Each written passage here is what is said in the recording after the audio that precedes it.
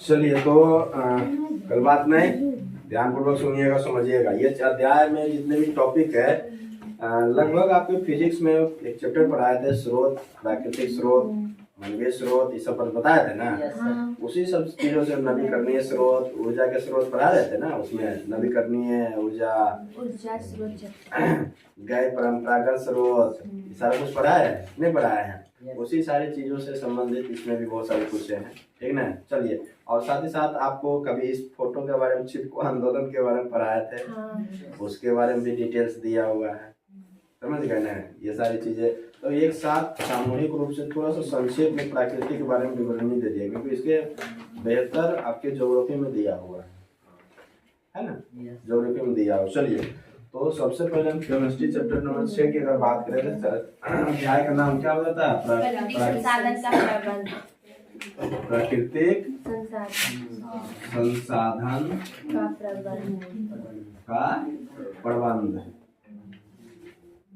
प्रबंधन है जी। प्रबंधन, ठीक है, यही चैप्टर का नाम है, प्राकृतिक संसाधन का प्रबंधन। देखो, सबसे पहले अगर संसाधन की बात, संसाधन किसको कहते हैं? संसाधन, संसाधन क्या है? संसाधन क्या है? बोलो जल्दी। हाँ, संसाधन किसे कहते हैं? संसाधन बताओ जल्दी, बताया क्या? बताओ, संसाधन किसे कहते हैं? जल्दी। मानवीय आवश्यकताओं को पूर्ति करने के लिए जिस चीजों का उपयोग हम लोग करते हैं वही क्या है? संसाधन।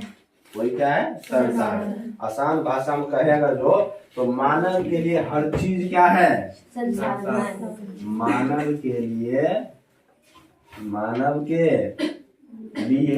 हर चीज, हर चीज क्या जी? हर चीज संसाधन है। हर चीज संसाधन है, ठीक ना। हर चीज संसाधन, मानव के लिए हर चीज क्या है? संसाधन, जिसका उपयोग वो क्या करते हैं? अपने लिए करते हैं। अपने लिए करते हैं कि नहीं करते हैं? ठीक है, मानव के लिए हर चीज क्या है? संसाधन, ठीक है। मानव के लिए हर चीज क्या है? संसाधन। अब प्राकृतिक संसाधन की अगर बात करा, संसाधन, प्राकृतिक संसाधन, अच्छा, मानव के लिए हर चीज संसाधन है, तो क्या अच्छा हम कह दे, अगर जो हम कह दे, क्या वन मानव के लिए जरूरी है? हाँ। वन्य जीव है कि नहीं है? जानवर है? मृदा है, मट्टी। अच्छा, अभी हम लोग पढ़ रहे हैं, कलम है हमारे लिए जरूरी? ये नहीं है?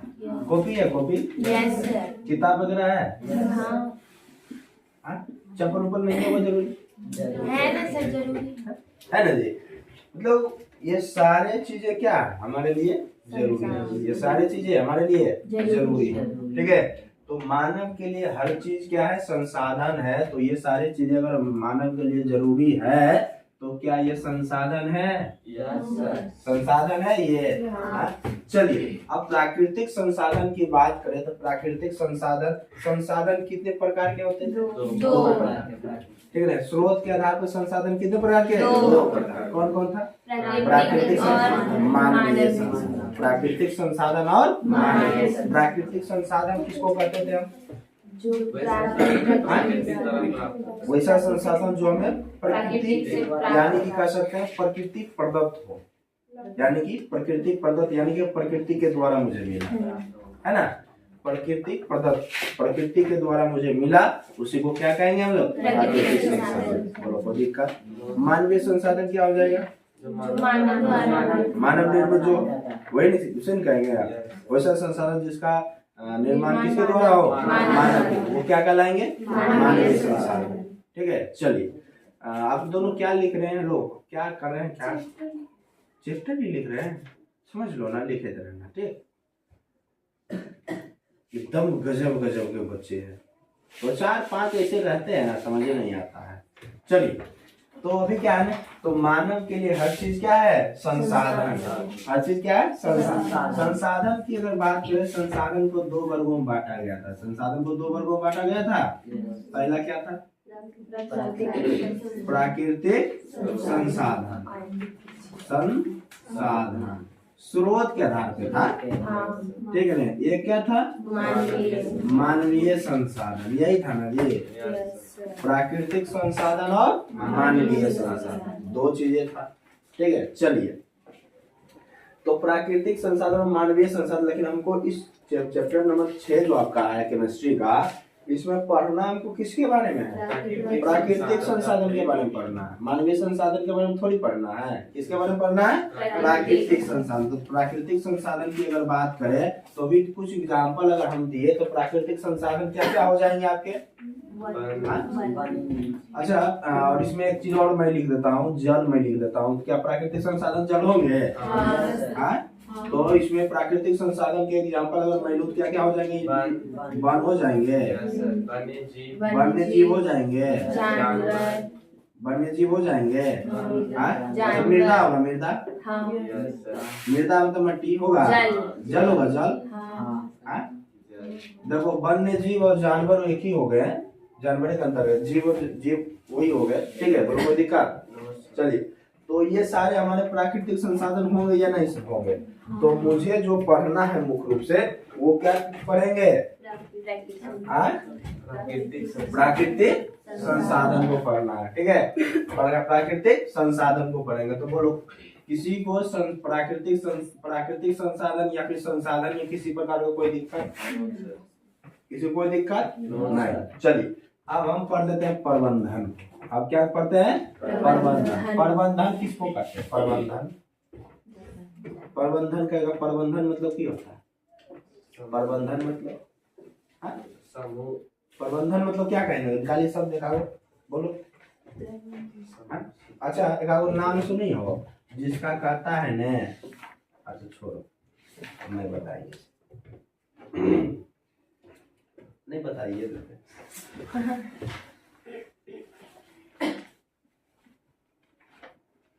अंग्रेजी में लिखे, हिंदी में लिखे,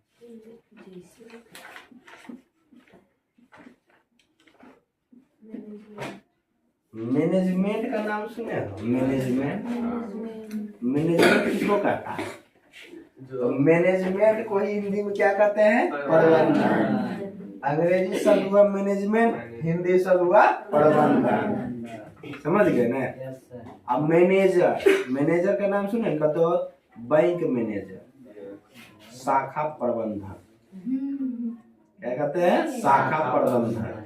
मैनेजर को प्रबंधक कहा जाता है और मैनेजमेंट को प्रबंधन कहा जाता है, समझे, बोलो कोई दिक्कत, क्लियर है यहाँ तक। चलिए, तो मैनेजमेंट मतलब क्या आता है, प्रबंधन, ठीक है। अभी बियाह के दिन आ रहा है ना, तो किसी के शादी विवाह वाला जो जगह है वहाँ पे बहुत बढ़िया से सजाया हुआ हो, बढ़िया मैनेजमेंट होगा, यानी कि बढ़िया प्रबंधन होगा, समझ गए ना। पूरी सब्जी तिलौरी के साथ साथ पानी पूरी गुपचुप सब कुछ खा ले, ठीक है। कजो ज्यादा बसिया भात, ठीक। तो मैनेजमेंट मतलब प्रबंधन, मैनेजर मतलब प्रबंधक, बोलो कोई दिक्कत। हाँ, तो मैनेजमेंट यानी कि प्रबंधन की अगर बात करें हम, मैनेजमेंट यानी कि प्रबंधन, ठीक है ना, प्रबंधन। तो हमको पढ़ना प्राकृतिक संसाधन का प्रबंधन। तो जो प्राकृतिक संसाधन हमको मिला है उसका प्रबंधन क्या करना है, यानी कि बुद्धिमत्ता से, यानी कि बुद्धिमत्ता यानी क्या कर सकते हैं, सोच समझ के, यानी कि सोच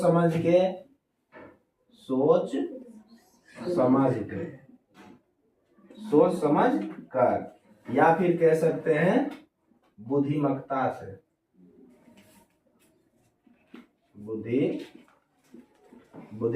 से संसाधन का उपयोग करना, बुद्धिमत्ता से संसाधन का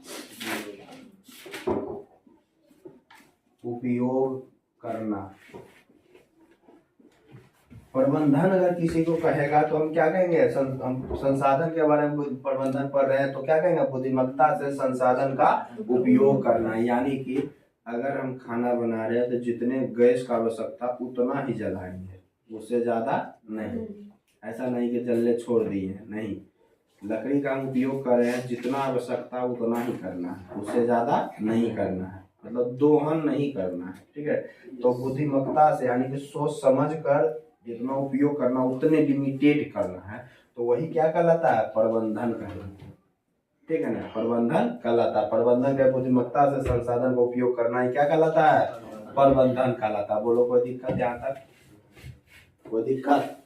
चलिए, तो यहाँ तक किसी को कुछ ऐसा कुछ नोट वगैरह कुछ करना है तो कर सकते हैं। क्या समझ में ये चीज आया अभी तक? समझ में आया? चलिए करिए जल्दी से, 2 मिनट में।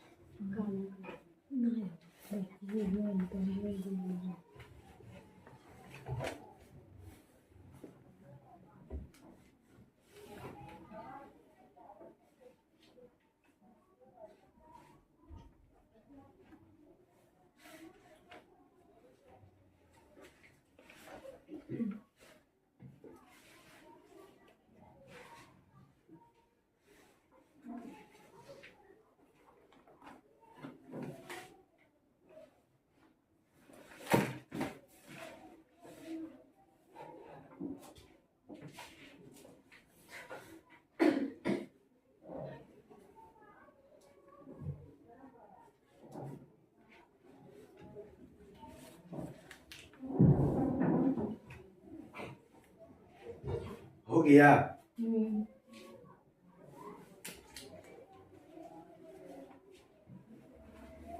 मिटावे? जल्दी जल्दी जल्दी।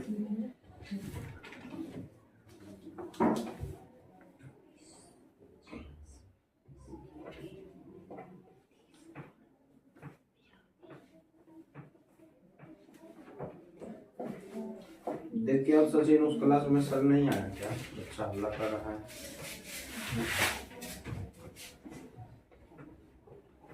हो गया?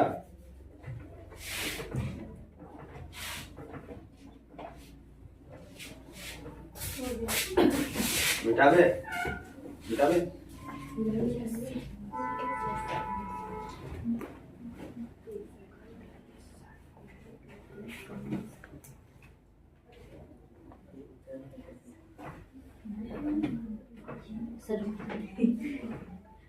अरे ये सब लिखेगी नहीं रे, सोच समझ के उपयोग करना है, सब बोर्ड में तो लिखेगी।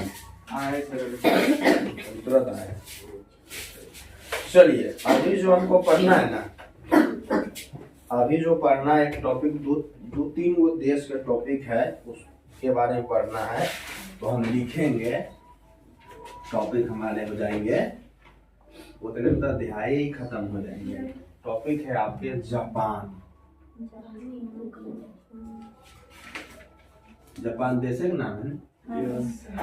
उगते हुए सूर्य का देश, उगते हुए सूर्य का देश किसे कहा जाता है? जापान। उगते हुए सूर्य का देश, ठीक है ना, जापान को कहा जाता है। जापान में वो शहर है, ठीक है ना, जापान में क्या है, वो शहर है। क्या नाम है? क्योटो।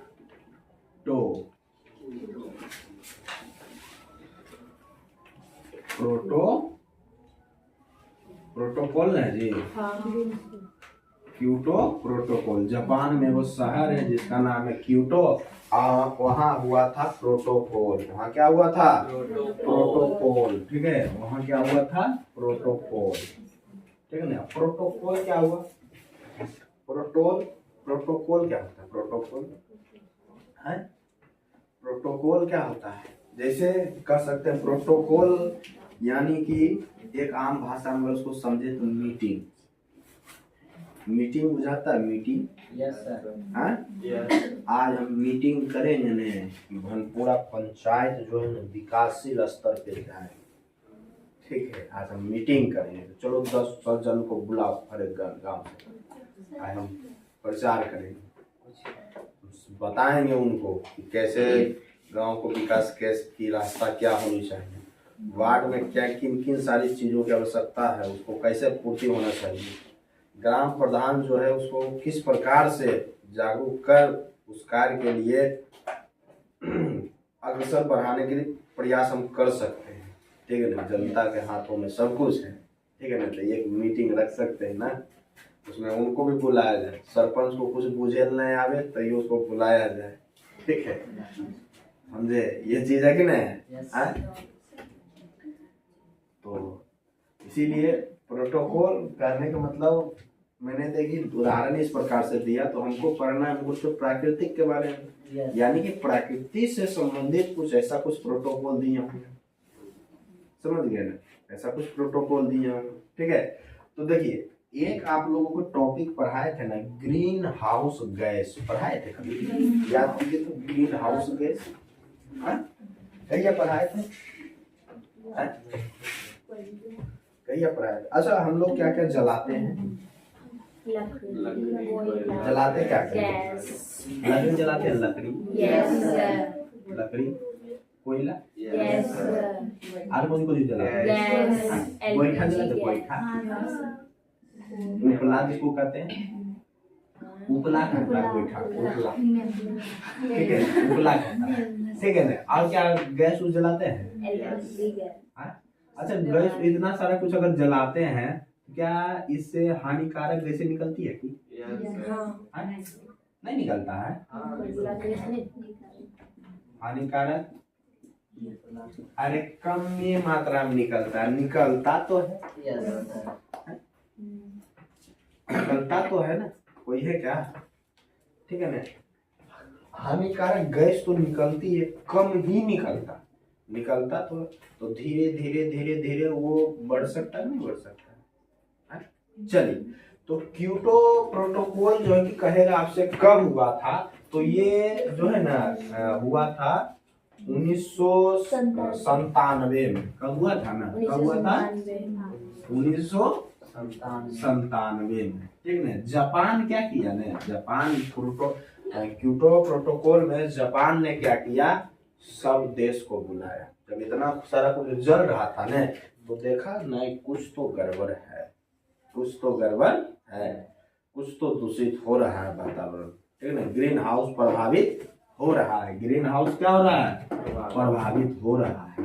ठीक है ना, ग्रीन हाउस प्रभावित हो रहा है, प्रभावित हो रहा है। ठीक है ना, तो इन्होंने क्या किया, सारे देश को निमंत्रण भेज दिया। जापान ने क्या किया, सारे देश को निमंत्रण भेज दिया, समझ गए? और देखिए, जब ग्रीन हाउस जब प्रभावित हो रहा था ना, तो ये मेरा अगर पृथ्वी है, ये क्या है? पृथ्वी है, तो पृथ्वी के चारों ओर का तापमान क्या हो रहा था? बढ़ रहा था, तापमान बढ़ रहा था। ठीक है, तापमान क्या हो रहा था? बढ़ रहा था। ठीक है, सही बात। अभी तुम लोग गाय भैंस को धुआं क्यों देते हो? मच्छर से नहीं देता, ठंडा लगता है तो। अच्छा, ये घेरे हुए भाग में गाय रहता है, वहाँ धुआं कर दे तो क्या धुआं गर्म नहीं रहता है? धुआं गर्म रहता है, हाँ? तो वो धुआं क्या होता है? धुआं उस वातावरण को थोड़ा सा गर्मी पैदा करता है उस वातावरण में। ठीक है ना, तो सेम उसी प्रकार ये ग्रीन हाउस प्रभावित होने लगा। ठीक है ना, तो क्या हो रहा था, ये अर्थ के बाहरी वातावरण क्या हो रहा था? गर्मी, तापमान उसका क्या होता है? बढ़ रहा था। ठीक है ना, तो क्या किया ना, जापान जो कि सारे देशों को क्या कर दिए, निमंत्रण भेज दिए, बुलावा भेजे मीटिंग में। तो बुलावा में क्या, सब देश की जनता चल गया होगा, प्रधानमंत्री हो सके, राष्ट्रपति रहे, विदेश मंत्री रहे, विशिष्ट उस देश के, है ना, कुल मिला के जो है ना, कुल मिला 141 देशों ने भाग लिया। कितना भाग लिया? 141 देशों ने। उस प्रोटोकॉल में सब मिला के 141 देशों ने भाग लिया। जापान के प्रोटोकॉल में 141 देशों ने क्या कर लिए? भाग लिए। और भाग लेने के बाद उन्होंने शपथ लिए कि 5 वर्ष के अंदर, क्या शपथ लिए? 5 वर्ष के क्या? 5 वर्ष के अंदर, 5 वर्ष के अंदर मुझे क्या करना है? मुझे 5 वर्ष के अंदर मुझे ग्रीन हाउस को प्रभावित होने से बचाना। ठीक है, चलो जानबूझ के हम नहीं करो। ग्रीन हाउस को क्या करना है? बचाना है। और ये चीजें 90 के दशक से निर्धारित थी। 90 के दशक, ठीक है ना? ये क्या किए? 1990 के दशक 90 के दशक से क्या किए? निर्धारित, दशक से रोका या फिर निर्धारित किया। निर्धारित किया। देखो समझो, अगर अर्थ पे जो है ना, ये कब हुआ था? 1997। तो 1997 में जो है ना, अर्थ का अगर 5 केजी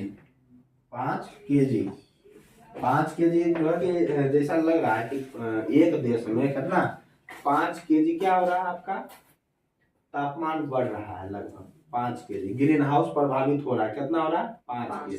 5 केजी ग्रीन हाउस प्रभावित हो रहा है। तो 1997 में, लेकिन 1990 के 5 पिछुए से देखा, आगे से नहीं देखा, पिछुए से देखा। ठीक है, क्या कि 1990 से ही हम देखेंगे। चलो 5 केजी प्रभावित हो रहा था 1990 से, तो अगले जो 5 वर्ष होंगे, वहां तक 5 केजी से जो है कि ज्यादा नहीं होना चाहिए। उतना ही रह जाए वो चलेगा, लेकिन वह ज्यादा नहीं होना चाहिए, कम ही होना चाहिए। तो क्या बताओ, जापान सही काम किया? अरे ग्रीन हाउस को, यानी कि हमारे वातावरण, वायुमंडल को प्रभावित होने से बचाने के लिए क्या अच्छा काम किया उस जापान कि खराब काम किया? अच्छा काम किया। तो जापान के योगदान बेहतर था। ठीक है, तो ये था जापान शहर के क्योटो प्रोटोकॉल के बारे में कुछ जानकारी। उसको रोक पाया कि नहीं? हाँ बिल्कुल पाया। ठीक है ना? और इसमें क्या हुआ? सफलता भी मिली। चलिए अब ग्रीन हाउस की बात है। ग्रीन हाउस किसको कहते हैं? ग्रीन हाउस यानी कि ओजोन के परत को जरिए अच्छे होने से बचाना है मुझे, वातावरण को दूषित होने से बचाना, पेड़ का कटाव पे रोक लगाना है। लकड़ी अब कहते हैं, लकड़ी है। लकड़ी कैसे बनेगा? गाछे से बनेगा ना। तो वातावरण के पूरे प्रकृति के चीजों को ध्यान में रखते हुए उसके प्रति काम करना, बचाना, करना, धरना, ये ग्रीन हाउस कहलाता है। समझ गए ना? मतलब ओजोन लेयर को ही ग्रीन हाउस भी कहते हैं। उसमें समझ गए ना? ओजोन लेयर वो तो एक स्तर बना ना, ओजोन का लेयर। वो ओजोन ऑक्सीजन के 3 अणु रहता है ना? ऑक्सीजन का 3 अणु कैसे बना? ओजोन के 3 अणु कैसे बना? ऑक्सीजन से बना ना। तो ऑक्सीजन कहाँ से आया? पेड़ पौधे से आया ना। पेड़ पौधे कहाँ है? धरती पर नहीं रहेंगे तो नहीं बनेगा। समझ गए ना? ये चीजें बोलो, कोई दिक्कत? चलो बहुत खास रही है। दरवाजा खोल दो 2 मिनट।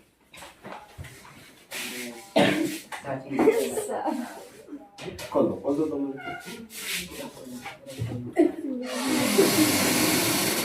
चलिए, तो इसमें आपसे पूछेगा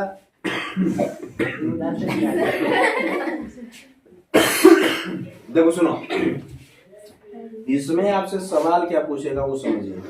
ऑब्जेक्टिव सवाल इसमें अगर किया जाएगा तो क्या किया जाएगा तो सुन लो। सारे लोग आ जाइए, 2 मिनट जाइए बाहर जाइए, खांस रहे हैं आप लोग तो जाओ ना जी, अरे जाओ तो 2 मिनट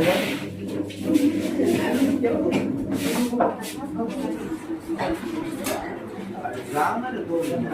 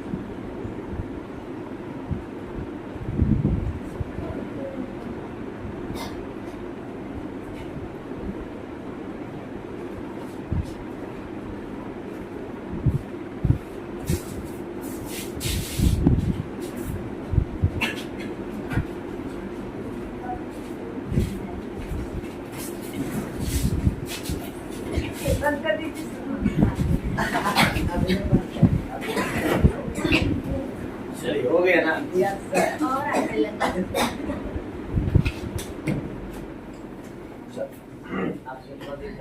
हाँ चलो सुनो, अब इसमें आपसे पूछा जाता है सवाल क्या क्या पूछा जाएगा सुन लो। कि क्योटो प्रोटोकॉल कौन से देश में हुआ था? जापान। कितने देशों ने भाग लिया था उसमें? 47 देशों ने। कब हुआ था? 1997। कितने वर्ष के अंदर जो है कि वो तापमान जो बढ़ रहा था यानी कि ग्रीन हाउस प्रभावित हो रहा था, उसको रोकने का निर्धारित समय कितने वर्ष? 5 वर्ष के अंदर, ठीक है ना। अब कौन से दशक से प्रारंभ किया? 1990 से, ठीक है ना, 1990 से। बोलो कोई दिक्कत? ग्रीन हाउस को प्रभावित करने के लिए कदम जापान जो उठाया था, क्या सही था या गलत था? सही था। हमारे पर्यावरण को देखते हुए जापान ने जो प्रोटोकॉल यानी कि निर्णय जो लिया वो बिल्कुल क्या था? सही था। बोलो कोई दिक्कत? क्लियर यहाँ तक? क्या इसे आपने नोट कर लिया? हो गया होगा। चलिए तो नोट करिए जल्दी सा।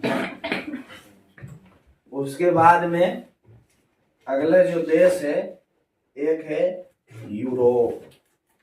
अगला जो देश कौन सा है? यूरोप है। ठीक है,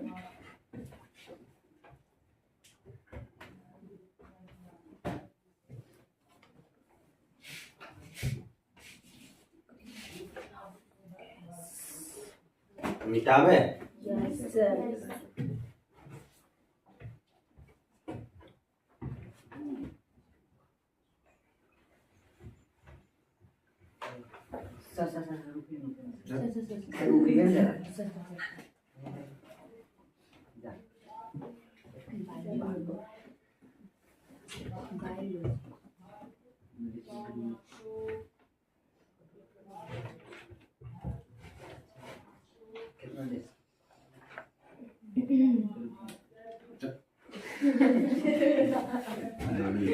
लगता है। चलो सुनो, तो अब जो है ना अगला जो हमारे कंट्रीज है उसका नाम है यूरोप। क्या नाम है उसका? यूरोप। अच्छा चलो यूरोप के बारे में देखना। अच्छा एक चीज देखे हो, ये मान लो जो है ना ये क्या है ना, ये मोटरसाइकिल देखे हो? मोटरसाइकिल पेट्रोल खरीद रहते हो तो धुआं निकलता है मोटरसाइकिल से पीछे से। ये क्या है ना कि पीछे वाला जो उसका भाग होता है, पीछे वाला जो भाग होता है पीछे वाला जो भाग होता है यहाँ पे छील होता है ना, इसको कहते कौन सी है? कुछ भी। साइलेंसर। हाँ भूल गए। कौन सी कहता है? साइलेंसर। ठीक है ना। तो साइलेंसर से हवा धुआं निकलता है कि नहीं निकलता है? साइलेंसर से जो धुआं निकलता है हमारे वातावरण में हमारे जाते हैं या नहीं जाते हैं? क्या इससे ग्रीन हाउस प्रभावित होता है होता है कि नहीं होता है? होता है जी। यस। तो ये इसीलिए तो पोल्यूशन करवाना पड़ता है गाड़ी के लिए। आप जो धुआं गाड़ी चलाते हो, धुआं जो वातावरण में छोड़ रहे हो, उनका पैसा जमा करे पड़ता है गाड़ी वाला। जानते हो? नहीं जानते हो? तुमको गाड़ी चलावे आता है कि नहीं आता है? उसके लिए लाइसेंस लेना पड़ेगा, ड्राइविंग लाइसेंस जो होता है। ठीक है ना। गाड़ी तो है तो ये इतना सारा प्रोसीजर। तुम गाड़ी चला रहे हो, तेल भरा रहे हो, तेलों तोड़े लग रहा है, और तेल जलने के बाद धुइयां कर रहे हो ना, तो उसका पैसा तुमको जमा करना होगा। समझ गए ना? ये चीज है। जैसे जमीन का लगान बढ़ता है कि नहीं बढ़ता है, सेम उसी प्रकार क्या लगता है। और उसी चक्कर में बहुत सारे लोग, आप कहिएगा लोकल एरिया में चल रहे हैं, कहाँ कोई पकड़ रहा है? तो चल के देखा ना, चेक होता है, RTO को पकड़ता है कि नहीं पकड़ता है। देखो, तो ये जो धुइयां होता है आपका गाड़ी का साइलेंसर जो है, इसमें धुइयां निकलता है। तो धुइयां में कौन कौन सा गैस पाया जाता है? CO2 रहता है, कार्बन डाइऑक्साइड, NO2 रहता है, नाइट्रोजन ऑक्साइड। ठीक है ना। और क्या क्या होते हैं? हाइड्रोकार्बन होते हैं, हाइड्रोकार्बन होते हैं। और साथ ही साथ अन्य हानिकारक गैस होती है। वो जो धुआं होता है, ये आपका करके क्या है? धुआं है। ठीक है ना। धुआं है, गाड़ी के साइलेंसर का क्या है? धुआं है। ठीक है ना। बहुत सारा गैस होता है आपके, कार्बन डाइऑक्साइड होते हैं, नाइट्रोजन ऑक्साइड हो जाते हैं, हाइड्रोकार्बन हो जाते हैं, और अन्य हानिकारक गैसें हो जाती हैं। गाड़ी के साइलेंसर से जो भुर करते हो ना, देखते हो धुआं निकलता है, तो उसमें जो इतना सारा गैस है, क्या ये ग्रीन हाउस को प्रभावित करता है कि नहीं करता है? ये भी करता है, ये भी ग्रीन हाउस को प्रभावित करता है। समझ गए ना? अभी एक चीज ट्रेंड चल रहा है, अरावली की पहाड़ियां जो है तोड़ने का ऑर्डर आ गया है। समझ गए ना? तबाह हो जाएगा, वो भी ग्रीन हाउस को प्रभावित करेगा। समझ गए ना? ग्रीन हाउस को वो भी प्रभावित करेगा, ऐसा थोड़ी कि नहीं करेगा। अरावली के पहाड़ियां को, अरावली की पहाड़ी जानते हैं? नहीं जानते उसके बारे में? अच्छा चलो, आपके लिए वो नहीं है, वो हाई लेवल चीजों के लिए है। तो लिए बता देना चाहते हैं, अरावली में एक पहाड़ी है, ऊंचा ऊंचा पहाड़ है, उसको क्या तोड़ने का ऑर्डर आ गया है। ठीक है ना। ऑर्डर डलवा दिया कि भाई उसको तोड़ दिया जाए। लेकिन तोड़ेगा तो हमारे प्रकृति को बहुत नुकसान होगा और बहुत सारा कुछ परिवर्तन आ जाएगा। पर 2-3 गो राज्य जो है एकदम तबाह हो जाएगा। राजस्थान, जब दिल्ली हो गया, हरियाणा हो गया, उत्तर प्रदेश हो गया, ये सब तबाह हो जाएगा। नहीं समझा? उस पहाड़ी में क्या खासियत है? खासियत दरअसल ये है कि ये मेरा अगर भारत देश है, ये जो है नहीं, भारत देश है, ये भारत देश है हमारा। ठीक है। तो इधर जो है ना राजस्थान, अगर यहाँ है, यहाँ क्या है? राजस्थान यहाँ है, नीचे नहीं है बाबू। ठीक है। गुजरात के ऊपरे है, राजस्थान यहाँ है। तो इधर से बह रही जो हवा होती है ना, चाहे थार रेगिस्तान हो गया आपका, वहां से जो रेगिस्तान में क्या हवा चलती है, बालू का रेत उड़ता है। तो यहाँ के जो पहाड़ी है ना, अरावली पहाड़ी जो है राजस्थान में पड़ता है। ठीक है। तो यहाँ के जो पहाड़ी है, ये क्या करता है? ऊंचा ऊंचा पहाड़ है, ऊंचा ऊंचा, तो ये रेगिस्तान से उड़ रहे बालू को क्या करता है? रोकता है कि नहीं रोकता है? अब जो है ठेकेदार को इसी को तोड़ने का, अरावली पहाड़ी को तोड़ने का ऑर्डर दे दिया। तो ले भाई, तो तोड़ के उपयोग कर लेगा, कदो उपयोग। अब यहाँ से जो उड़ रहा है बालू के कण, वो क्या इसके बाद दिल्ली में जाएगा? एक बाद दिल्ली में जाएगा, हरियाणा में जाएगा, उड़ के जाएगा कि नहीं जाएगा? तो अब बताओ, तो यहाँ से उड़ के जाएगा, तो प्रदूषित तो पहले से दिल्ली है, और कितना प्रदूषण फैलेगा गर्मी के दिनों में, बहुत ज्यादा। समझ गए ना? और साथ ही साथ सुनो, अब यहाँ से जाएगा ना, देखो अब यहाँ से जाएगा तो यहाँ हिमालय, यहाँ क्या है हिमालय, ऐसे करके ना हिमालय जी। हाँ। तो हिमालय है तो यहाँ जो है ना बादल के कण जो है, समझ लो कि बादल के कण में पानी का अंश होता है।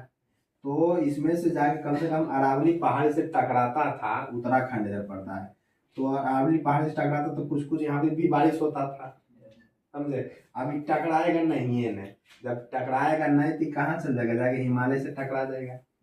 हिमालय से टकराएगा तो आराम से कुल बारिश यहाँ पे पानी गिर जाएगा, समझ गए ना। ये वो टकराया फिर से वो आ गया धड़ा से मार दिया है, फिर से वो आ गया धड़ा से मार दिया, समझ गए।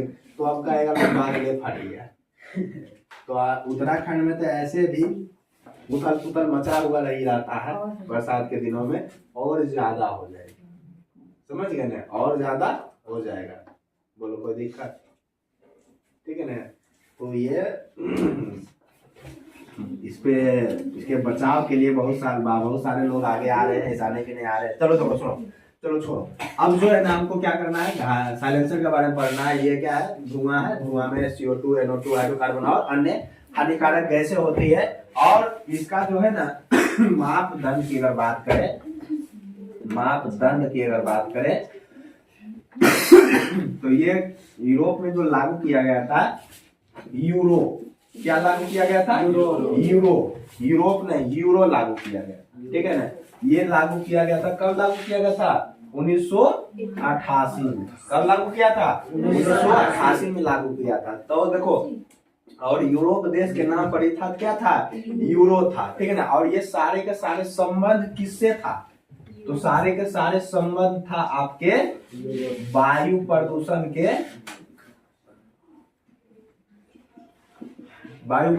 को रोकने से, वायु प्रदूषण को रोकने से यूरो का क्या था, संबंध था। चलो, और ये जो यूरो था ना, इसको 4 भागों में बांट दिया था। कितने भागों में, 4 भागों में बांट दिया था। यूरो 1, यूरो 2, यूरो 3, ठीक है ना, यूरो 2, यूरो 3 और यूरो 4, ठीक है ना।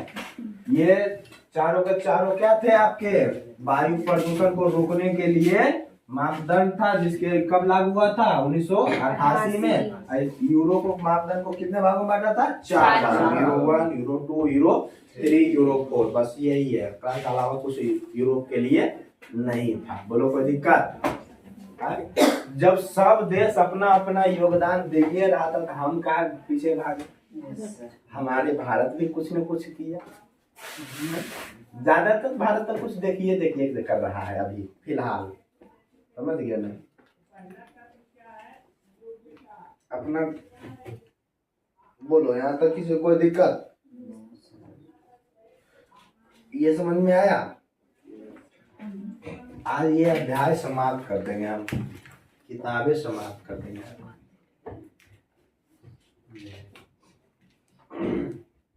केमिस्ट्री खत्म, कल हिस्ट्री पूरा का टेस्ट लीजिए। पहले 3 का, उसके बाद फिर पूरा का, मजा आ जाएगा। किरो आवे नहीं आवे आएगा।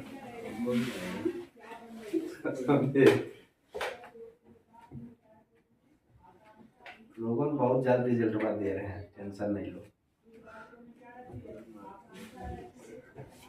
साथी को भी बचा ले, उनको जांच दिए बैठे, अंधाधुंध बारिश होगा।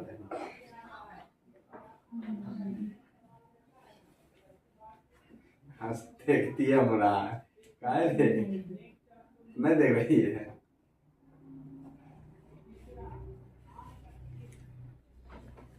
चलो हो गया।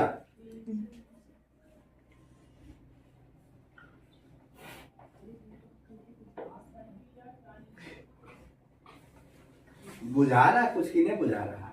ऑब्जेक्टिव आपसे पूछेंगे इसमें, साइलेंसर में कौन कौन सा धुआं होता है, क्या कर सकते हैं हम लोग, कार्बन डाइऑक्साइड, नाइट्रोक्साइड, हाइड्रोकार्बन और अन्य हानिकारक गैसें। हो सकता है नहीं हो सकता है। चलो, ये यूरोप में यूरो जो वायु प्रदूषण को रोकने के लिए जो यूरो सम्मेलन करवाया गया या फिर यूरो का मापदंड जो हुआ कब पारित हुआ था, 1988 ईस्वी में किया गया था, ठीक है ना। यूरो 1, यूरो 2, यूरो 3, यूरो 4 किससे संबंधित है? तो वायु प्रदूषण को रोकने से। किससे संबंधित है? वायु प्रदूषण को रोकने से। बोलो कोई दिक्कत? क्लियर यहाँ तक? इसको सफलता मिला सर? हाँ जी बिल्कुल मिला। कहाँ वायु तो चली गया। तो देखो हमरे ये वो योगदान है वायु को प्रदूषण करने के लिए, है मेरा ही योगदान है। अगर योगदान नहीं होता तो इसमें आज CNG आ गया, आज इलेक्ट्रिक गाड़ियां आ रही है, समय के साथ खतरा है, नहीं चलेगा। पेट्रोल में एथेनॉल मिला रहा है, ठीक है, ये सारी चीजें हैं। चल तो इन सारी चीजों को देखते हुए हमारा भारत देश भी कहाँ पीछे रहने वाले थे, ठीक है ना। सब देश 141 देश ने भाग लिया था इस पे, उसमें से हमरो था, समझे, ठीक है ना। तो हमारा देश भी कहाँ था पीछे हटने वाले, ठीक है ना। तो प्रदूषण की वृद्धि को रोकने के लिए जो है ना भारत ने भी अपना कदम उठाया, ठीक है ना। प्रदूषण के वृद्धि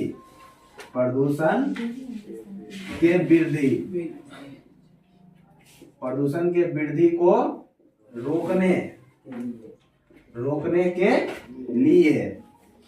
रोकने के लिए भारत ने भी क्या किए?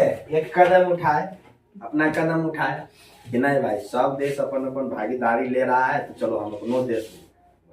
तो भारत ने भी अपना कदम उठाया। तो भारत ने क्या किया ना कि जो यूरो था, तो यूरो क्या किया, यूरो 1, यूरो 2, यूरो 3 ऐसा कुछ किया ना।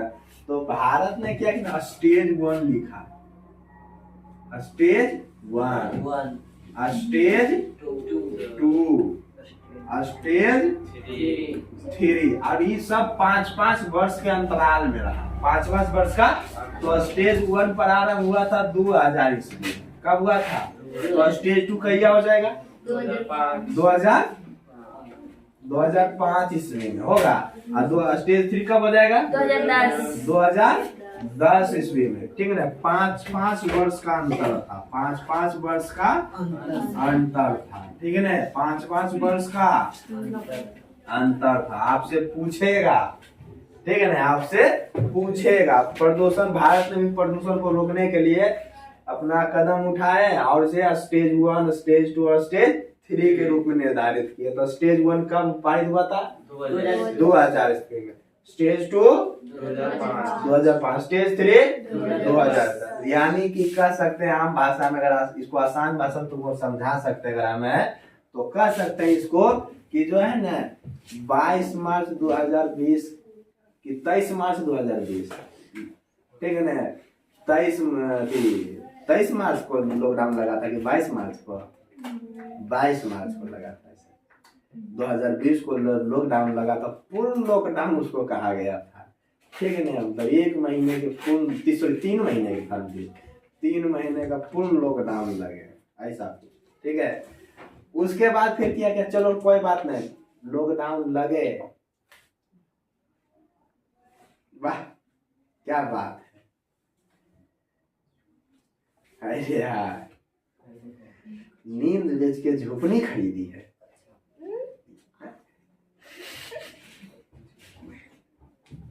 बात बना के रखी, हम यहाँ पढ़ा रहे हैं भारत प्रदूषण रोकने के लिए अपना कदम उठाए, ये अलगे प्रदूषण क्षेत्र में जाए।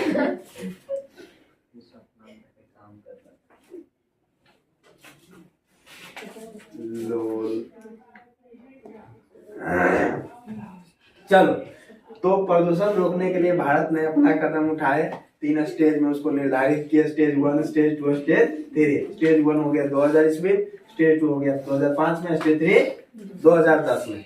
5-5 वर्ष का अंतराल इसमें चला था स्टेज रोकने के लिए, कह सकते हैं स्टेज, यानी कि स्टेज 1 में कहा गया होगा नहीं अब इतना जो कि रोक देना होगा। चलो स्टेज 2 में चलो ठीक ठाक चला, पहला स्टेज ठीक चला, दूसरा में इतना करना होगा, तीसरा में इतना करना होगा, ये चीज है, समझ गए ना, ऐसा कुछ है। तो प्रदूषण रोकने के लिए ये कदम उठाए थे भारत ने। ये और देखो एक चीज का ध्यान रखना, यूरोप में यूरो आता है, ठीक है ना, यूरोप वाला में यूरो आएगा, वो भी वायु प्रदूषण को रोकने से संबंधित था। ये भी क्या है, प्रदूषण को रोकने से ही संबंधित है, ठीक है। लेकिन स्टेज, बस इतने ध्यान रखना, स्टेज 1 2000 में, 2000 ईस्वी से प्रारंभ हुआ था। कया हुआ था 2000। स्टेज 1 पूछता, स्टेज दिया दो, स्टेज 1 कब 2000, स्टेज 2 2005 में, स्टेज 3 2010 में। इस चीज को ध्यान रखना। क्या हो जाएंगे ये चीजें कितना हो जाएंगे, हमको इसको ध्यान रखना, बाकी हमें पता 5 का अंतराल चलता है, ठीक ना। चलिए, तो ये था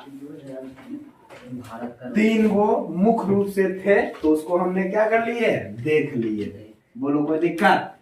हाँ, यहाँ तक क्लियर है ना जी?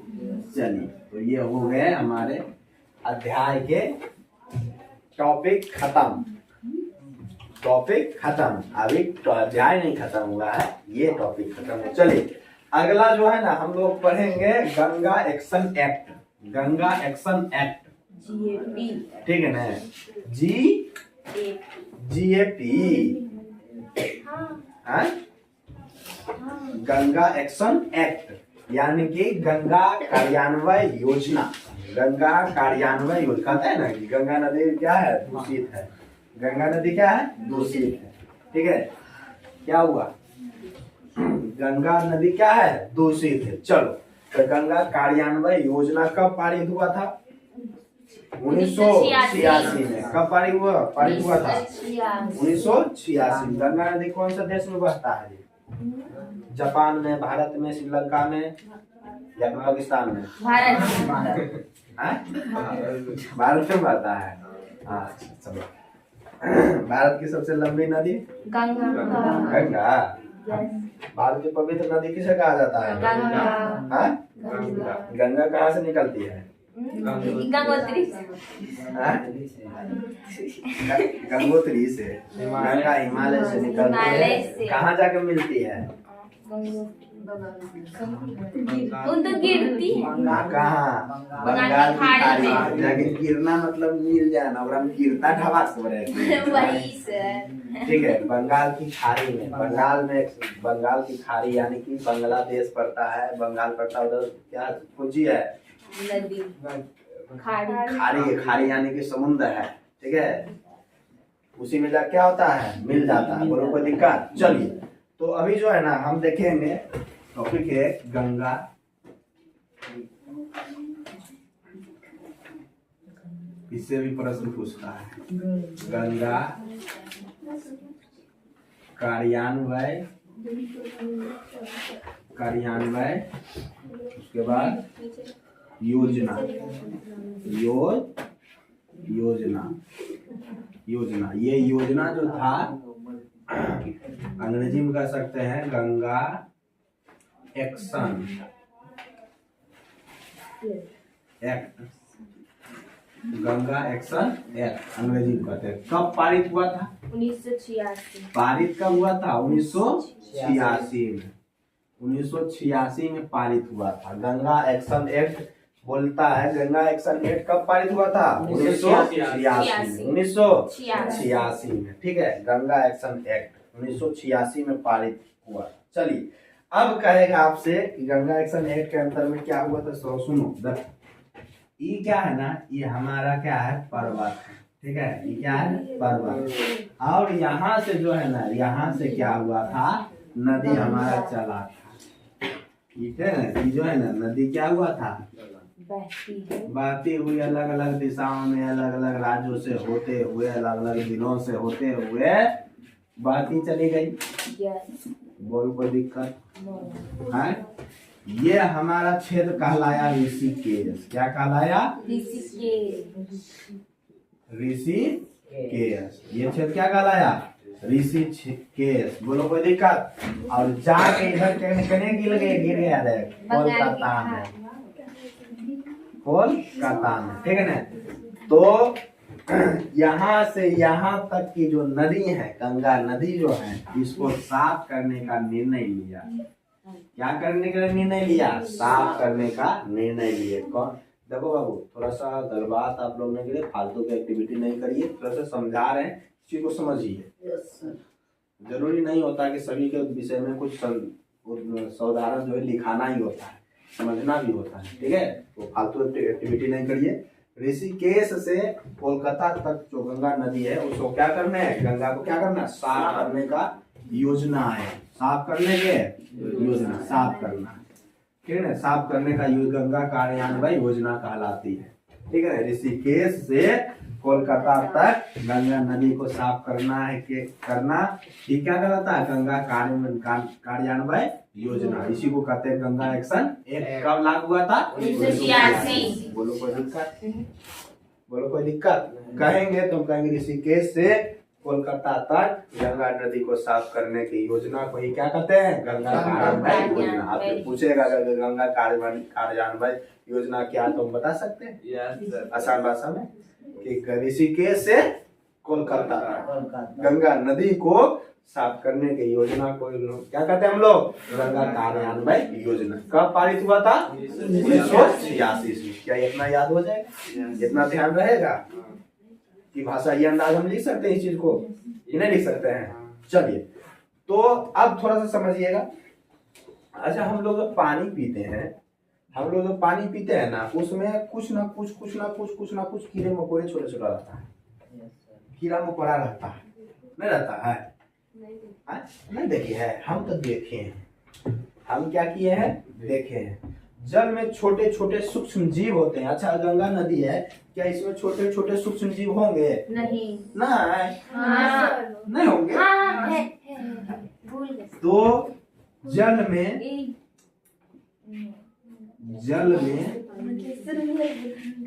छोटे छोटे सूक्ष्म जीव होते हैं, जिसे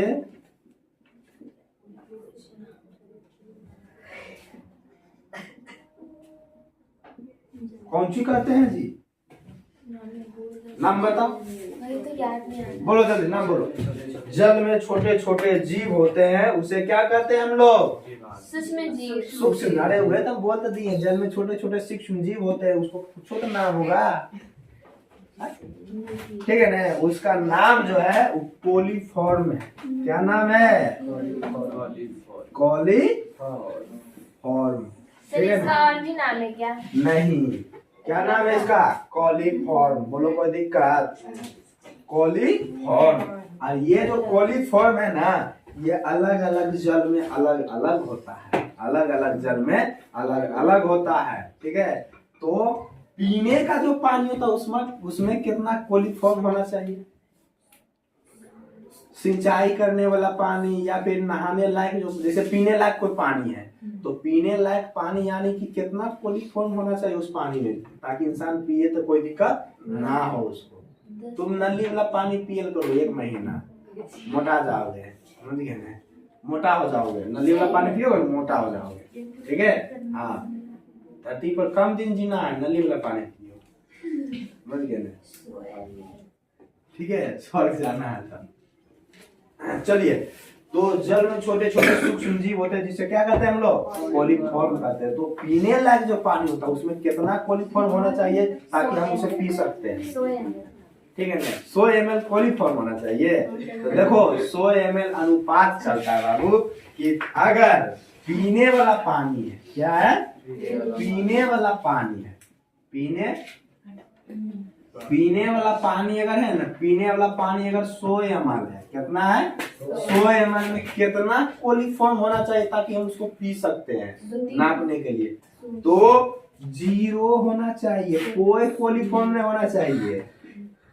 ठीक है, कोई कोलीफॉर्म नहीं। अगर कोलीफॉर्म उसमें है, हमारे शरीर को हानि करेगा।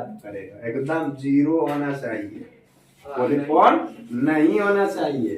पानी में रहता है जरूर आता है, इसलिए कहता है गर्म करके पियो, समझ गए ना? इसीलिए तो कहता है गर्म करके पियो। जब गर्म करते तो तुम्हें जीवाणु जो तो मर जाते हैं,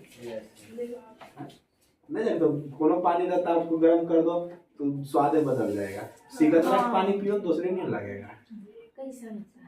पियो सिकंदरा का पानी, नहीं दूसरा नहीं लगेगा। आयरन की मात्रा उसमें जो लगता है ज्यादा है, समझे? चलो 100 ml है, तो उसमें कितना कोलीफॉर्म होना चाहिए? 0 होना चाहिए, यानी कि ना के बराबर होना चाहिए। तब वो मेरे लिए क्या है? पीने लायक। बोलो कोई दिक्कत? चलिए, अगला अगर कहे कि हम सिंचाई या फिर नहाने या सिंचाई, नहाने या सिंचाई वाला पानी जो है, सिंचाई वाला पानी, नहाने या सिंचाई वाला जो पानी है, अगर वो 100 ml है तो उसमें कितना कोलिफॉर्म होना चाहिए? कितना कोलिफॉर्म होना चाहिए? लगभग 200 से कम, 200 से कम, 200 से कम। अगर 200 से कम क्या है ना कोलिफॉर्म उस पानी में है ना, तो हम उससे नहा सकते हैं और अपने खेतों में हम क्या उपयोग कर सकते हैं। रोज तुम एकदम पूरा गंदा से गंदा पानी तुम खेत में डालोगे, खेते थोड़ा बंजर बन जाएगा, होगा कि नहीं होगा? उपज नहीं हो पाएगा उसमें। देखते हो नाली, जहाँ नाली है तो नाली में जहाँ रोज पानी बह रहा, रोज जैसा तैसा सब प्रकार का पानी बह रहा, तो वहाँ के किनारे में जो है ना फफूंदी टाइप कैसे हो जाता है कि नहीं हो जाता है? मिट्टी दूसरे टाइप के ना जाली नुमा नहीं बन जाता, तो कीड़ा मकोड़ा जाली नुमा बना देता है, दूसरे टाइप का हो जाता है। क्या वहाँ पे उपजता है जल्दी कुछ? हम लोग गजरा खाते हैं तो जैसा रोकते हैं कि जल्दी जल में करते हैं ना। चलिए, तो देखो नहाने या सिंचाई वाला जो पानी है उसमें 100 ml पानी है, उसमें कितना कोलिफॉर्म होना चाहिए? 200 से कम होना चाहिए। तुम रोज गंदा से एकदम गंदा पानी तुम नहाओगे, बीमार नहीं करोगे? बीमार देखते हो बारिश जब होता है, शुरुआती बारिश होता है, नदी तालाब नहर में जो पानी आता है लाल पानी रहता है, लाल रहता है नहीं रहता? लाल कैसे रहता है? लाल कैसे रहता है? पहाड़ी क्षेत्र से पानी आता है, साथ ही साथ शुरुआती पानी आएगा कने कौन नाली से बह के आया, कैसे किया है, एकदम ढेर सारा कचरा समेटते हुए अपना जाता है। इसलिए भी कहता है कि वो पानी में नहाना नहीं, बीमार पड़ जाता है, जल्दी शरीर आपका इफेक्टेड हो जाता है, समझ गए ना? तो नहाने या सिंचाई वाला जो पानी तो 100 ml उसमें कम से कम कितना होगा? 200 से कम कोलिफॉर्म होना चाहिए। बोलो कोई दिक्कत? 200 से कम कोलिफॉर्म होना चाहिए। लेकिन लेकिन लेकिन लेकिन गंगा नदी जो है, गंगा नदी का 100 ml पानी है तो उसमें जानते हो कितना कोलिफॉर्म है? गंगा नदी का जो पानी है, अभी तो हम देख लिए पीने वाला पानी के कोलिफॉर्म 0 होना चाहिए। नहाने या सिंचाई वाला जो पानी है 100 ml उसमें कितना पानी होना चाहिए? 200 से कम। लेकिन आपके जो गंगा नदी है उसमें जानते, उस गंगा नदी का जो पानी है उसके 100 ml में कितना कोलिफॉर्म नहीं पता है? हैरान हो जाओगे जान के। देखो जो गंगा नदी है ना, गंगा नदी का जल जो है, इसमें 100 ml पानी में जो है ना 500 कोलिफॉर्म है, कोलिफॉर्म है 500। अब बताओ कि पिए लायक है? गंगा नदी पिए लायक है? नहीं। 500 किलो पियो ना रोज पानी, मजा आ जाएगा, पियो। अरे 100 दिना में 1 महीना तो जाएगा, चुल्लू भर पानी पेट में तुम लिए तो कुछ ही हुआ पड़ा। पीने मतलब पानी कौन चीज? भर गिलास रोज पियो, घोटे घोट रोज लो। यदि वो इतना ले तो ऐसे कर देते सर। लेकिन इसका पानी में कुछ गंदा दिखता है, नहीं दिखता है? हाँ? गंगा नदी का जल 100 ml जल है तो मैम कितना कोलिफॉर्म? 500 कोलिफॉर्म। बोलो कोई दिक्कत? क्या गंगा कार्यान्वयन योजना आपको समझ में आया? यस। बोलो कोई दिक्कत? गंगा कार्यान्वयन योजना कब पारित हुआ था? 1986। कब पारित हुआ था? 1986। कहाँ से कहाँ तक? ऋषिकेश से कोलकाता तक, ठीक है ना? कोलकाता तक क्या करना था? पानी सुखा देना था, पानी साफ करना था। ऋषिकेश से कोलकाता तक गंगा नदी को साफ करने की योजना को क्या कहते थे? गंगा कार्यान्वयन योजना। बोलो कोई दिक्कत? चलो, जल में कौन सा सूक्ष्म जीव होता है? कोलिफॉर्म। कौन सा जीव? कोलिफॉर्म सूक्ष्म जीव है, कोलिफॉर्म होता है। और पीने वाला पानी में कितना? 100 पीने वाला पानी अगर 100 ml तो उसमें कितना कोलिफॉर्म होना चाहिए? 0 होना चाहिए, ठीक है। और नहाने या सिंचाई वाला पानी अगर 100 ml उसमें कितना होना चाहिए? 200 से कम कोलिफॉर्म होना चाहिए। और गंगा नदी में कितना है? 500। क्या पीने लायक है? पीने लायक है? क्या ये टॉपिक समझ में आया? सारे लोगों को समझ में आया? किसी प्रकार का कोई डाउट? हाँ, चलो बोर्ड पर इतना बढ़िया से लिखा दिए हैं, दोसर के कॉपी कौन चीज छापे में लगल रहता है समझ में नहीं आता है हमरा।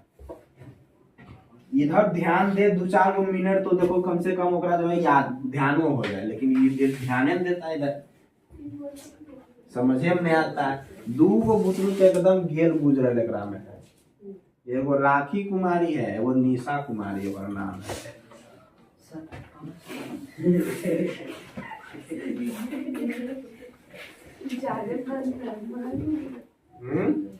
चलो तो बोलो कोई दिक्कत है यहाँ तक?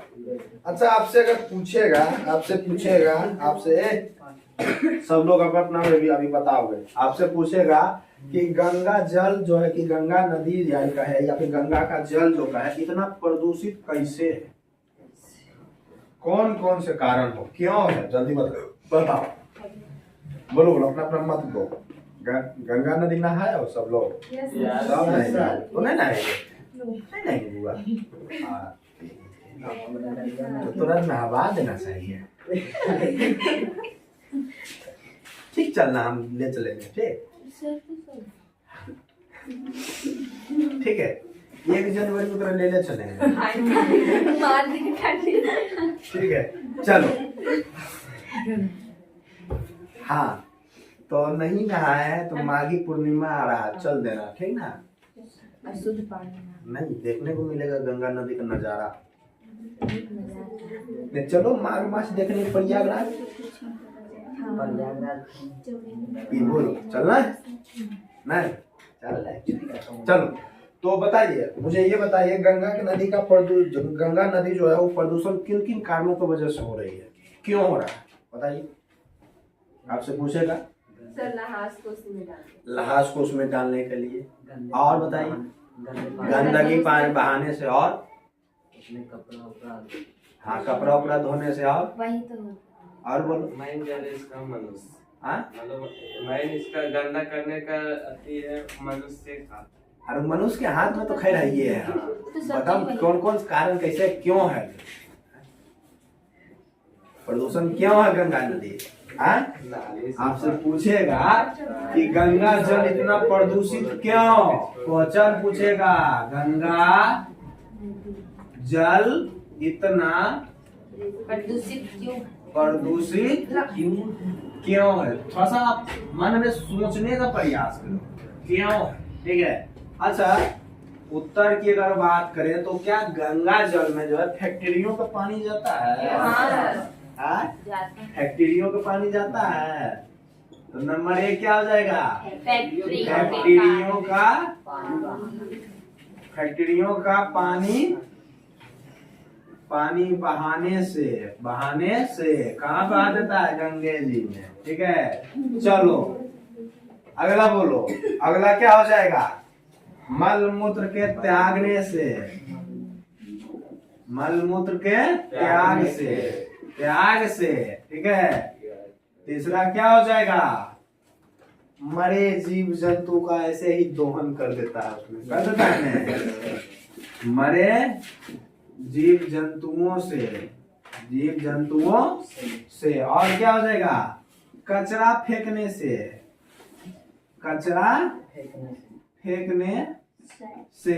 अब मान लो कचरा फेंकने से कैसे होता है? नहीं होता है, नहीं देखते हो? जैसे देखो गांव घर में जो है ना, हम बता रहे थे ना आप लोगों को, अगर ये मेरा घर है, ये सड़क है, ये क्या है? सड़क है, ठीक है? ये घर है, ये सड़क है, ठीक है? गांव घर का सड़क है।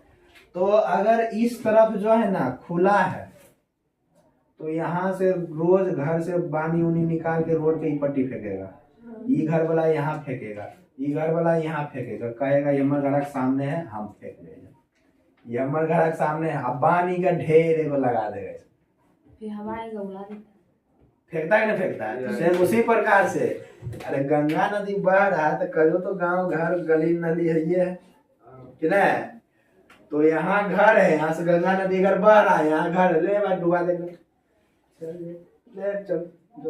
ले भाई रोज इतने फेंक रहे हैं, 50 को घर से इतना हो गया कि नहीं हो गया? तो सेम उसी प्रकार से कचरा फेंकने से भी गंगा नदी क्या हो रहा है? प्रदूषित हो रहा है। शहर का बहुत सारे नालियों का जुड़ाव गंगा नदी में, बहाव गंगा नदी में कर दिया है। शहर का बहुत से नालियों का बहाव कहाँ कर दिए जी? गंगा नदी में। गंगा नदी में ही कर दिए, गंगा नदी में कर दिए। बोलो कोई दिक्कत? क्लियर है? तो गंगा जल इतना प्रदूषित क्यों है पता चला? क्यों प्रदूषित है जी? फैक्ट्रियों के पानी बहाने से, मलमूत्र के त्याग से, मरे जीव जंतुओं से, कचरा फेंकने से, और शहर के बहुत से नालियों का बहाव गंगा नदी में है। ठीक है ना? बोलो क्लियर है यहाँ तक? गाना सुने, राम तेरी गंगा मैली हो गई, पापियों के पाप धोते धोते। नहीं सुने हो? गाना नहीं सुने हो? ये सुने हो? मानो तो मैं गंगा, ना माने तो बहता पानी। तो जरी इहो सुन लेना, राम तेरी गंगा मैली हो गई, पापियों के पाप धोते धोते। सुन लेना है, ठीक? हाँ, सही बात है। चलो इसको क्लियर है, मिटावे इसको हम। हाँ, अब हम पढ़ेंगे, क्या पढ़ेंगे? हाँ, एक टॉपिक पढ़ लेंगे, टॉपिक उसके बाद छुट्टी दे देंगे। बायोलॉजी नहीं होगा आज क्लास, आज हमारा बोर्ड दर्द कर रहा है। समझ पता नहीं पेट में दर्द काहे कर रहा है, समझ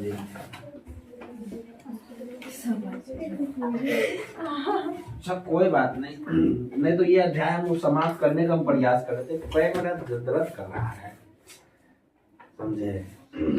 कैसे दर्द कर रहा है वो नहीं कर सकते, फिर भी आपका एक क्लास हो गया ना ढंग का, या नहीं हुआ? चलिए, नहीं तो ये अध्याय कम से कम हम समाप्त कर देते आज, वो भी नहीं हो रहा पा रहा। यही कर रहा, दर्द कर रहा, पहले हाथ लेके पूरा जोर से। हाँ, चलिए, तो हम जो पढ़ेंगे ना वो आर पढ़ेंगे। आर देखा ना? आर मूवी, आर मूवी देखा ना? पढ़ेगा। हाँ, तो हम भी पढ़ेंगे आर। ठीक है? आर एगो मूवीज है ना जी, साउथ इंडियन का, है ना जी? हाँ, क्या नाम? दूगो है, एगो रामचरण है, एगो क्या है? कालीचरण। एगो रामचरण, एगो कालीचरण है। ठीक है? बोलो कोई दिक्कत? तो आर हम पढ़ेंगे। क्या क्या पढ़ेंगे? आर। देखो, आर जो है ना, एगो आर से होता है रिड्यूस, एगो आर से होता है रिसाइकिल, एगो आर से होता है रीयूज। समझ गए ना? यही आर। ठीक है? यही क्या है? आर है। तो बहुत आसान तरीके से समझ जाओगे। आर को जो है ना बहुत आसान तरीके से समझोगे, नहीं समझ में आएगा ना थोड़ा सबसे जो पैसा लिए ना वापस कर देंगे, नहीं समझ में आएगा तो समझ गए ना? कॉन्फिडेंस से बोलते हैं ना, विश्वास लाके समझ में आ जाएगा। नहीं समझ में आएगा जी? सर पढ़ेंगे तो ना पहले। हाँ, तो वही बता दिए तुमको कि ठीक है, एक होता है आर मतलब रिड्यूस। क्या होता है? रिड्यूस। एक होता है रिसाइकिल। क्या होता है? रिसाइकिल। एक होता है रीयूज। रीयूज। चलो बदमाशी ना समझिएगा। आर 3 गो आर है। पहला आर का मतलब रिड्यूस, दूसरा आर का मतलब रिसाइकिल, तीसरा आर का मतलब क्या हो जाएगा? रीयूज। देखो, रिड्यूस मतलब क्या होता है ना? उपयोग में कमी। उपयोग में उपयोग में कमी। ठीक है, बोलो कोई दिक्कत? रिसाइकिल मतलब होता है पुनर्चालन। क्या होता है? पुनर्चालन। पुनर्चालन, ठीक है ना। और रीयूज मतलब होता है पुनः उपयोग।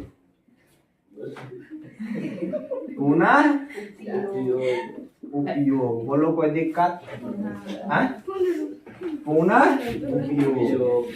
क्या इतना चीज समझ में आया? इतना चीज समझ में आया? नहीं समझ में आया? आर 3 गो आर है। के गो आर है? 3 गो आर। ठीक है, हमको नहीं पता था तुम लोग इतना लोभी हो। तुम कहोगे समझ में नहीं आया? हमको नहीं पता था इतना लोभी हो। अरे समझ में आ रहा, ईमानदारी सबसे honesty is the best policy. ईमानदारी सबसे अच्छी नीति है। तो तुम हमको बता कि आर मतलब आया समझ में? 3 गो आर दिए, रिड्यूस, रिसाइकिल और रीयूज। रिड्यूस, रिसाइकिल और रीयूज। रिड्यूस मतलब हो गया उपयोग में कमी। रिड्यूस मतलब उपयोग में कमी, और रिसाइकिल मतलब पुनर्चालन, और रीयूज मतलब पुनः उपयोग। अब समझो, समझो आप समझो। अब थोड़ा पता चला उपयोग में कमी कोची होता है। उपयोग सही बात है, उपयोग में कमी है, थोड़ा पता चला। वही तो नहीं आप जो है इसीलिए नहीं समझ में। आप समझोगे, देखो हम कचर के अचार खा रहे हैं, एक बोयाम में अचार रखा हुआ है, और कचर के जो है ना 10-20 को रोज खा लेते हैं। समझे? किधर मुंह में पानी आएगा, जल्दी बताओ। ठीक है ना। अचार जो है रोज खा रहे हैं, तो पापा बोले ना, छोड़ मम्मी बोले। क्या बोली? मम्मी।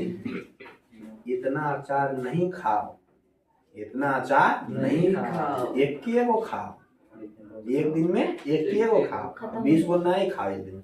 ले बाबू, एक दिन में ये वो खाएंगे तो 20 को कितना दिन चलेगा? 20 दिन। यानी कि जो उपयोग कर रहे थे के मरते, तो उसमें कमी आया। कमी आया। तो जो चलता अभी हमारा 1 के दिन, वो चला के दिन 20 दिन। तो उपयोग में कमी, उपयोग में कमी। यानी कि ये कहे कि जो संसाधन हमको मिल रहा है उसका हम क्या करेंगे? प्रबंधन, यानी कि बुद्धिमत्ता से उपयोग करके धीरे धीरे खत्म करेंगे उसको। तो वही क्या कहलाएगा? उपयोग में कमी। अभी क्या है, मोटरसाइकिल मिल जाता है दहेज में, लोग के पेशाब करे लगेगा तो जाएगा वो मोटरसाइकिल से। ठीक है ना। खाना खाए लगा तो मोटरसाइकिल से, मतलब जरियो काम रहे, कुछो भी थोड़ा से थोड़ा काम रहे, वो कौन चीज जाएगा? बस फटफटिया उठाया चल दिया। समझ गए ना? ये क्या हुआ? संसाधनों का दोहन नहीं हुआ? कि नहीं हुआ? तो उपयोग में कमी तुमको समझ में आया कि उपयोग में कमी क्या है? चलो अगला क्या है? पुनर्चालन। क्या है? पुनर्चालन। ठीक है ना। देखो अभी क्या है ना, कोई वस्तु है, जैसे मेरा कोई है ना, क्या करते हैं ना, कोई शर्ट है या फिर कोई है, तो मम्मी लोग क्या करती है ना, शर्ट है ना, वो शर्ट है या फिर किसी प्रकार का कोई पजामा है, क्या करता है, पजामा को यहाँ पैर को यहाँ से काट लिया। ठीक है ना, यहाँ से जैसे भी पजामा है मेरा, ठीक है, ये क्या है ना, नहीं हंसो नहीं, ठीक है, हंसना नहीं है।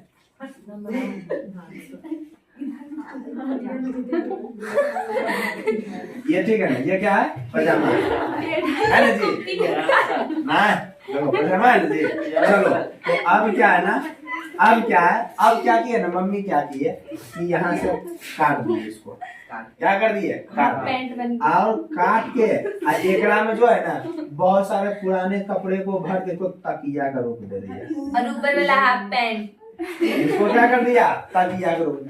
तो अभी तो मेरा क्या था, पैंट था, क्या था, पैंट था, अभी मेरा क्या था, पैंट था। तो ये पैंट था तो हमारा क्या है, इसको एक काट, पैंट वाले भाग को कपड़ा को काट के क्या बना दिया, तकिया। क्या बना दिया, तकिया। तो यानी कि किसी वस्तु को काट के छाट के दूसरे रूप में ला कर उसका उपयोग करना ही क्या कहलाता है, पुनर्चालन। बोलो समझ में आया पुनर्चालन? नहीं समझ में आया? समझ में आया पुनर्चालन क्या होता है? किसी वस्तु को काट के छाट के किसी दूसरे रूप में ही उपयोग करना ही क्या कहलाता है, पुनर्चालन। बोलो कोई दिक्कत? हाँ चलो अगला है ना पुनर्उपयोग। क्या है? सुनो सुनो सुनो, पुनर्उपयोग। तो पुनर्उपयोग क्या होता है समझो। देखो अब जो है ना, हम मान लो कि कोई लड़की जो है ना 3 बहन है। क्या बहन है? 3 बहन। बड़की बहन के बियाह हो गया, बड़की दीदी के कुछ हो गया होगा, शादी हो गया। तब वो कपड़ा लत्ता जो बढ़िया बढ़िया जरिए मंझली बहन वो पहनना शुरू कर देंगे, ठीक है ना। अब ओकर बाद कुछ ओकरो बियाह, तब के देखेगा कौन कौन जरिए बढ़िया है, अच्छा लग रहा है पहनने में, तो क्या करेगा? छोटकी बहन पहनना, मतलब उसका क्या कर रहे हैं? पुनः उपयोग कर रहे हैं। तो क्या तुमको ये चीजें समझ में आया? उपयोग में कमी, पुनर्चालन, पुनः उपयोग, समझ में आ गया? क्लियर है? तो मेरा पैसा नहीं जाएगा। हाँ? चलिए ठीक है, पैसा जाए या ना जाए पहले वो बात तो छोड़ो, पहले तुम हमको ये बताओ क्या 3 चीज आपको समझ में है? आर में रिड्यूस, रिसाइकिल और रीयूज समझ में आया? समझ में ये चीज आया कि नहीं आया? चलिए, तो यहाँ पर जो है रिड्यूस, रिसाइकिल और रीयूज में जो चीजें हम पढ़ेंगे वो अचार, पैंट और तकिया नहीं पढ़ेंगे, या बेटी के बियाह नहीं कर पाएंगे, कपड़ा लत्ता। हम यहाँ देखेंगे संसाधन को। किसको देखेंगे? संसाधन को। बोलो कोई क्लियर है? कोई दिक्कत? चलिए, तो प्रियंका तुम अपनी बता दो, बताओ एकदम कौन सी होगा संसाधन का? संसाधन का उपयोग में कमी ही कौन सी कहलाएगा? रिड्यूस। संसाधन का उपयोग में कमी ही क्या कहलाएगा? रिड्यूस। चलो पुनर्चालन में हो जाएगी, यदि किसी वस्तु के उपयोग, यदि किसी वस्तु के उपयोग, यदि किसी वस्तु के उपयोग, यदि किसी वस्तु के उपयोग उसके वास्तविक रूप में, उसके वास्तविक रूप में नहीं हो रहा, नहीं हो रहा है,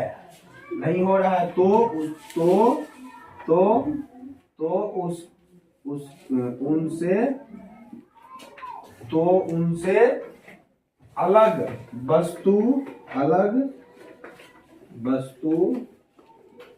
वस्तु बनाकर उपयोग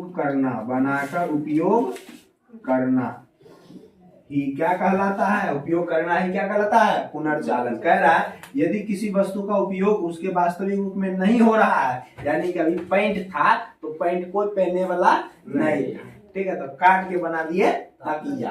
काट के क्या बना दिए थे? तकिया। तो उसका उपयोग होने लगा कि नहीं होने लगा?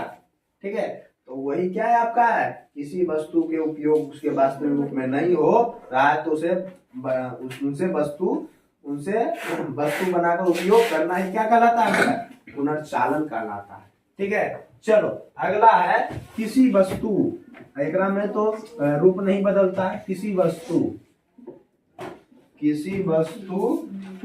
के रूप में, किसी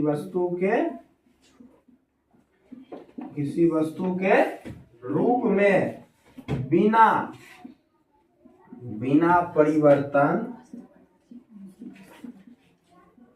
परिवर्तन किए दूसरे तरीके से उपयोग करना पुनः उपयोग कहलाता है। तो क्या यहाँ तक समझ में आया? आर बुझा गया? आर क्या है? आर समझ में आया? आर मतलब यानी कि रिड्यूस, रिसाइकिल और रीयूज। रिड्यूस, रिसाइकिल और रीयूज, ठीक है ना। रिड्यूस यानी कि उपयोग में कमी, रिड्यूस मतलब उपयोग मतलब कमी, उपयोग करना यानी क्या कर उपयोग, संसाधन के उपयोग में कमी। रिसाइकिल यानी कि पुनर्चालन, रिसाइकिल यानी कि पुनर्चालन। यदि किसी वस्तु का उपयोग उसके वास्तविक रूप में नहीं हो रहा है तो उनसे क्या है, अलग वस्तु बनाकर उपयोग करना, उनसे वस्तु बनाकर उपयोग करना है कि नहीं करना है। ठीक है, चलो इसमें क्या कहा, पुनः उपयोग में किसी वस्तु के रूप में बिना परिवर्तित किए दूसरे तरीके से उपयोग करना है, क्या कहलाता है, पुनर्उपयोग कहलाता है। बोलो कोई दिक्कत, क्लियर यहाँ तक? क्या ट्रिपल आर समझ में आ गया? अब देख लिया RR मूवीज, हमें दिखा दी है ना। Yes sir. वो साउथ इंडियन वाला था, ये हमारा है बिहारी इंडियन। समझ गए ना, ये क्या है, मेरा बिहारी इंडियन।